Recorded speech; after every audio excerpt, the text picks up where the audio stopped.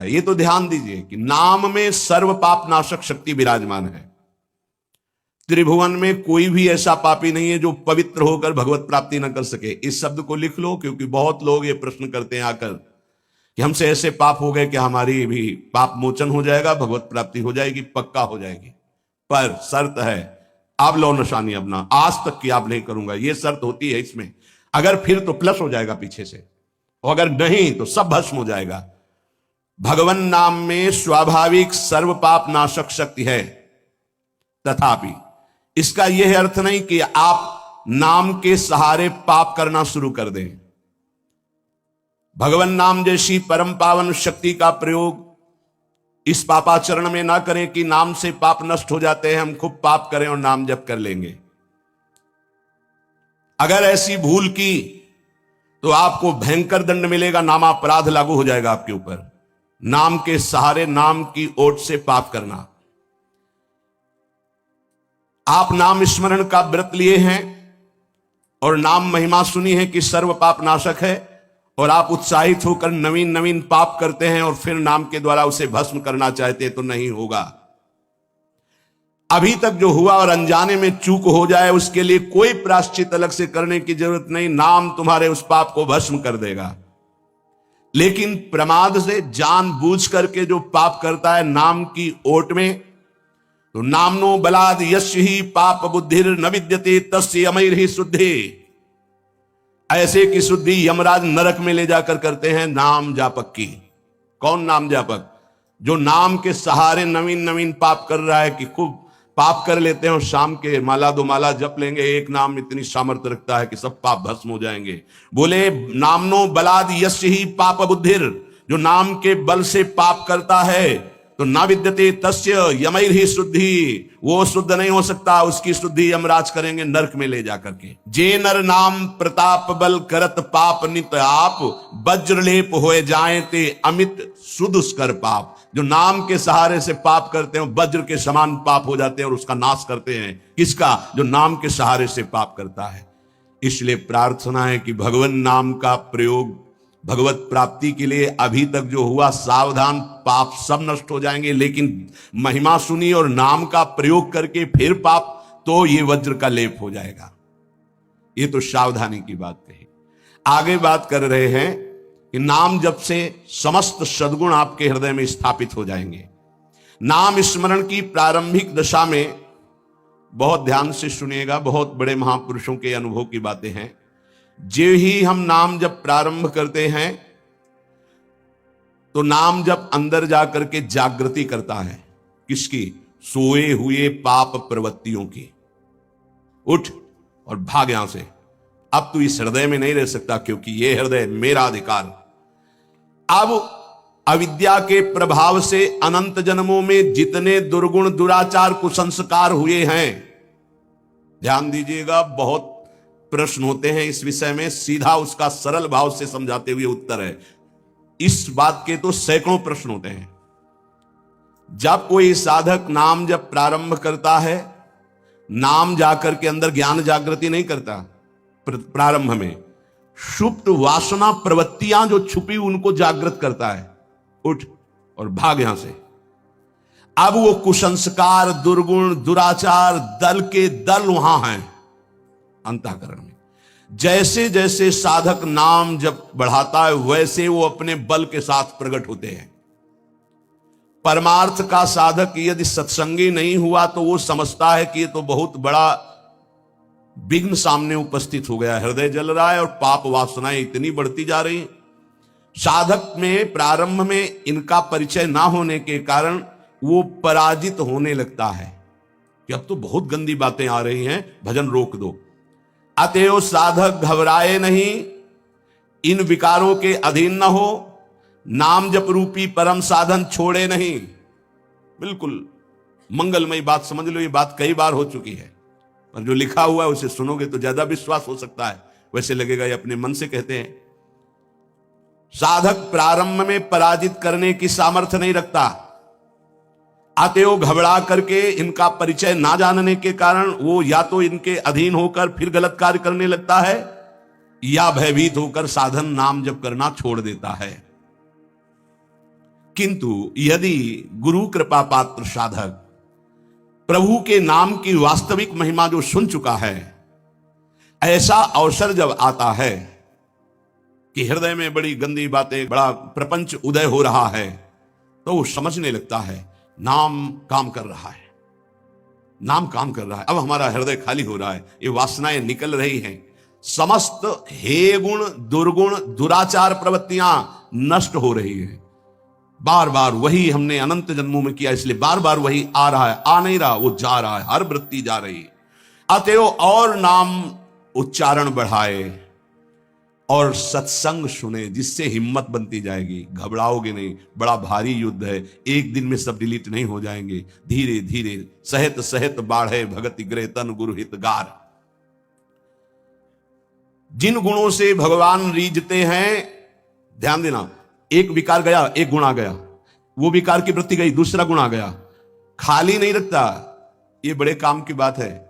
जैसे जैसे नाम जब चलेगा, दुर्गुण दुराचार दुर्विचार पाप प्रवृत्ति खाली हुई, उतने में सद्गुण सदाचार आके बैठ गया कि अब दोबारा उसको जगह नहीं मिलेगी। और धीरे धीरे वो पूरे के पूरे दुर्गुण दुराचारों को हटा करके साधक में सद्गुण सदाचार स्थापित कर देता है। नाम, पहला प्रभाव नाम का।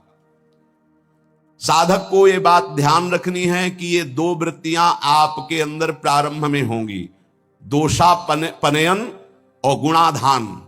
दोषापनयन, जो दोष वृत्तियां हैं उनको निकलना और उनकी जगह में सद्गुण सदाचार स्थापित करना, ये नाम करेगा। तुम्हें चुप रहना है, राधा राधा राधा राधा राधा राधा, विचलित नहीं होना कि मन बहुत हमारा परेशान करता है, बहुत विकार आ रहे हैं, अब कैसे रहूं।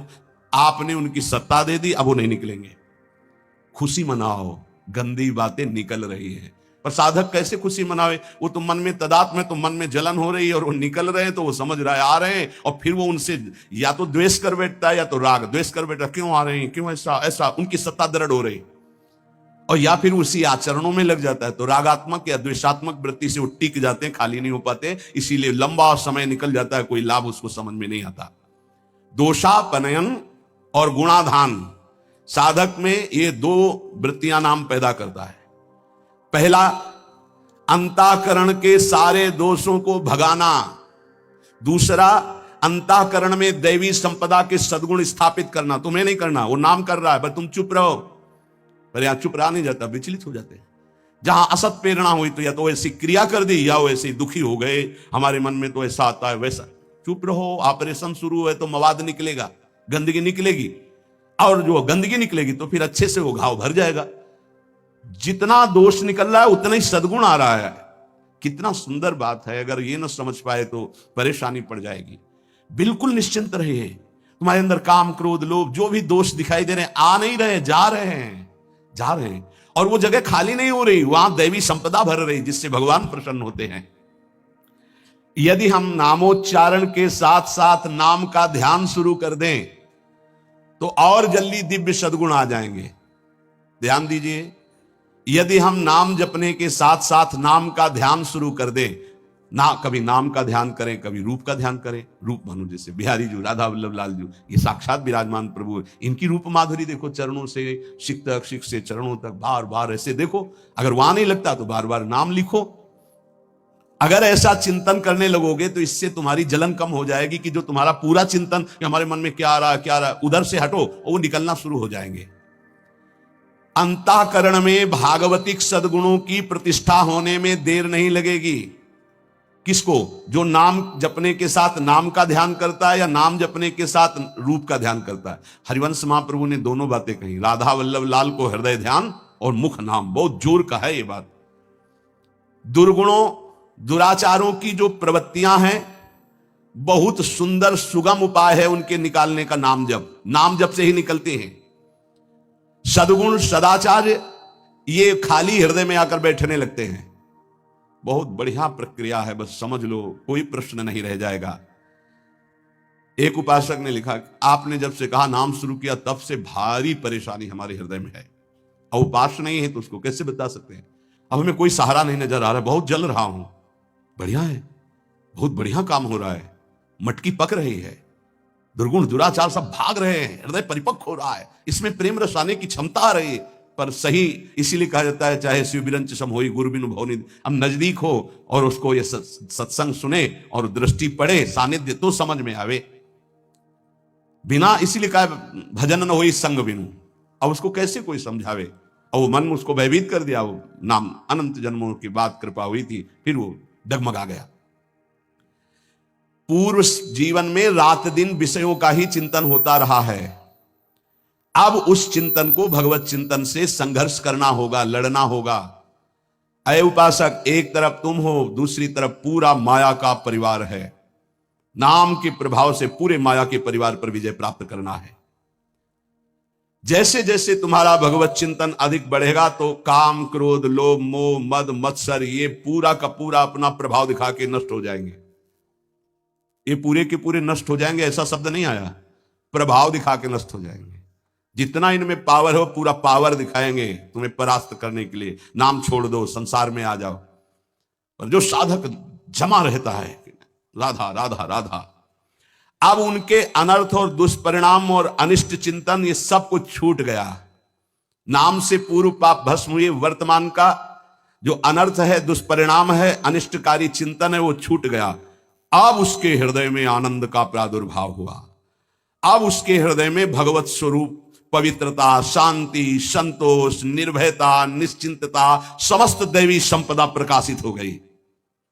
अब तो एक एक नाम के साथ उसको स्वाद मिलने लगा और दिव्य स्वरूप भगवान का उसके हृदय में झलकने लगा। अब भगवान के रूप की प्रतिष्ठा उसके मानस नेत्रों में हो गई। पूरा का पूरा प्रकरण ध्यान से बार बार सुनना।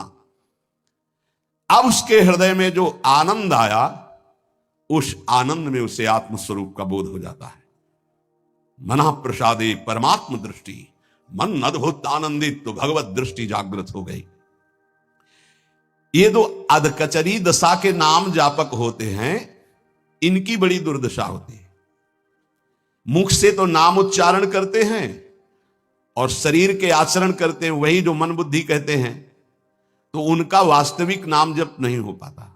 क्योंकि थोड़ी देर मुख से नाम उच्चारण कर लिया, फिर असत आचरण किए, असत चिंतन किए, तो ये जो अधकचरापन है ये बहुत कष्ट देने वाला है। निकलो इस अधकचरेपन से। सच्चा नाम स्मरण जो पीछे वर्णन किया गया, आपको परास्त नहीं होना, बराबर नाम। इसके साथ जब नाम का चिंतन, रूप का चिंतन, तब समझो कि आप अधकचरी अवस्था से बाहर आ गए।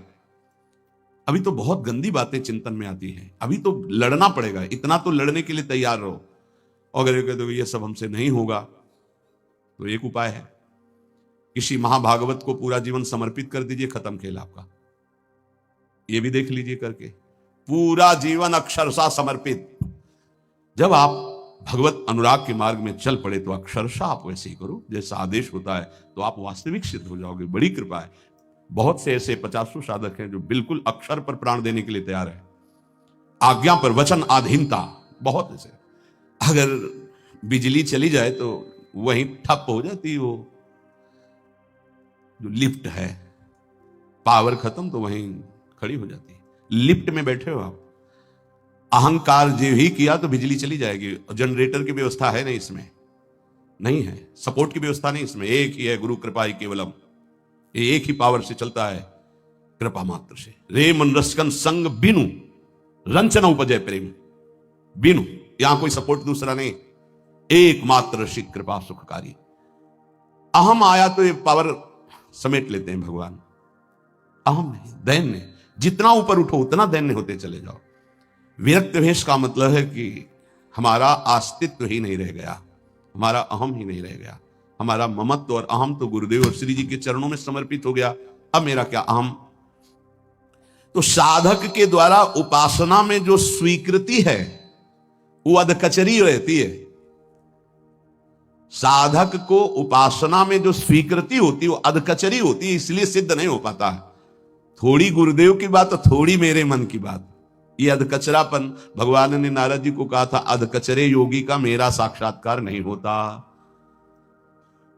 थोड़ा गुरुदेव की बात माननी है, थोड़ी अपनी बात माननी है, अधकचरापन। पूरी बात गुरुदेव की माननी है, बस बढ़िया बात बन जाएगी। जब निकले वो मूड़े ही मुड़ा लिया है भगवत मार्ग में, फिर क्या, फिर अपने मन की बात क्या रह गई। नाम नामी अभेद है। नाम स्मरण की परिपक्व दशा में नाम नामी और नाम धारक तीनों एक हो जाते हैं। तस्मित तज्जने भेदा भावात। ध्यान दीजिए, त्रिपुटी कलय जैसे ज्ञान में दृष्टा दृश्य दर्शन त्रिपुटी कलय, ऐसे ही नाम नामी नाम धारक त्रिपुटी कलय अभेद हो गया। नाम नामी और नाम धारक तीनों एक हो गए। नाम में, नामी में, नाम धारक भगवत स्वरूप, कोई अंतर नहीं रह गया नाम में, नामी में और नाम जापक में। तस्मित तज्जने भेदा भावात, ये परिपक्व अवस्था नाम की जापक की हुई। नाम स्मरण की बात जिह्वा से नाम, कंठ से नाम और फिर हृदय से नाम प्रारंभ हो जाता है, अंतरात्मा से। जीव ही हृदय से नाम प्रारंभ होता है। हृदय से नाम जब चलने लगेगा तो जपना नहीं होता है, उसमें चल रहा है, जैसे धड़कन चल रही, बस वो सुन रहा है। आंखों में वही झलक रहा है, हृदय में वही चल रहा है, श्रवण इंद्रिय में वही सुनाई दे रहा है। इससे प्रेम सोत प्रकट होता है। जिह्वा से जपते जपते, कंठ से जपते जपते जब हृदय में आया तो सब विकार नष्ट। देवी संपदा तो पहले ही आ गई, नाम नामी और नाम धारक तीनों अभेद हो गए। अब जब हृदय से नाम चल रहा है तो प्रेम स्फुरित हुआ, बस सब सामर्थ्य जागृत हो गई। प्रेम जागृत होते ही सब सामर्थ्य जागृत हो गई। भगवत प्रेम हो गया तो शेष सब बातें, लीला में प्रवेश, सेवा का अधिकार, सब भाव स्वरूप की जागृति, सब। जैसे बछड़ा आ जाए तो गाय रंभाती हुई स्वयं आ जाती है, ऐसे ही जहां उसके हृदय में प्रेम स्फुरित हुआ तो प्रेम लक्षणा भक्ति जागृत होते ही प्रिया प्रीतम उसके हृदय में आ गए। जैसे बछड़ा आ गया ना, गाय आ जाएगी, बछड़ा के पीछे रंभाती गाय, ऐसे ही प्रेम भाव जहां जागृत हुआ प्रिया प्रीतम आ गए। ये न किसी साधना से, न योग से ये नहीं होता है, ये नाम से होता है, गुरु प्रदत्त नाम से। न साधयति माम योगो न सांख्यम धर्म उद्धव न स्वाध्याय तपस्त्यागो यथा भक्तिर्ममोर्जिता। ये भक्ति जो प्रेम भक्ति जो जागृत हुई नाम से, कह रहे हैं योग साधना, ज्ञान विज्ञान, धर्मानुष्ठान, पाठ, तपस्या, त्याग, तीर्थ स्नान, ये स्वाध्याय आदि, इनसे ये प्राप्त नहीं होता। मेरी जो अनन्य प्रेम, दिनों दिन बढ़ने वाली प्रेम लक्षणा भक्ति, वो मुझे अधीन कर लेती है।